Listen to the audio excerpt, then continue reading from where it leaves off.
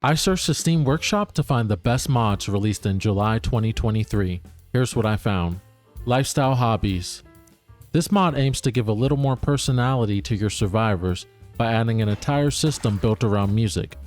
It does this by adding functionality to several instruments, even going so far as to add a music skill to the game that you can increase over time, allowing you to play more difficult songs with fewer mistakes. Playing music actually has benefits for the player as well, such as increasing happiness and lowering boredom. It also adds 2 traits to the game. Next we'll be talking about a couple of mods by Chernobyl, starting with Jump. This mod simply gives you the ability to jump while running. This allows for some pretty fun escape sequences where you can get away from zombies by jumping to places they can't reach. Now keep in mind that this does make the game much easier, but in my opinion, jumping is something that I would realistically do in the apocalypse. The mod author also tries to balance this by making jumping very taxing on the body, lowering your endurance and increasing fatigue. Overall, this is a mod that feels like it should be in the base game in my opinion. Dash. Another mod from Chernobyl, this one giving you the ability to do a dash roll, similar to Souls games. The dash doesn't give you a complete invincibility though, as zombies can still attack you during the animation. It still makes the game much easier though.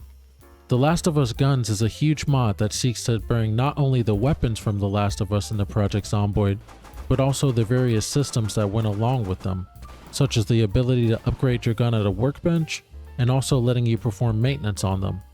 The guns are all done really well in my opinion, and it makes me wish this mod was out when I made my transforming Project Zomboid into The Last of Us video.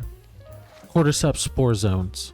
Speaking of The Last of Us, this mod adds the chance for every building to be infected with spore zones. The player will begin to cough and eventually become infected if exposed to the spores for too long without a mask. Wallpapers and more paint colors can be used to spice up your base. The mod adds about 16 different paint colors and quite a few wallpapers that allow you to personalize your home in just a few clicks.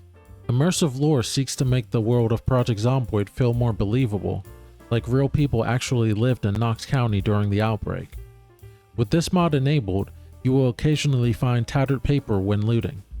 The papers that you find will each have their own story written on them from survivors. I think that this is a nice touch and brings that extra bit of immersion to your playthroughs.